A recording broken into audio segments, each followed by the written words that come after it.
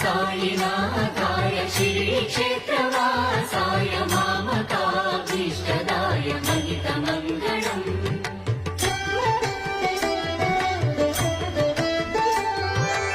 लोकनाथाय भक्तलोकसंरक्षकाय नागलोकस्तुत्याय नव्यमङ्गलम्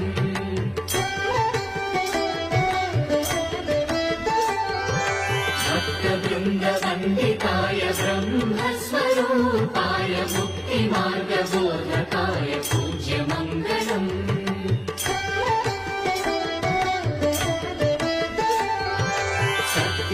सत्यतत्त्वबोधकाय साधुवेशाय ते नित्यमङ्गलदायकाय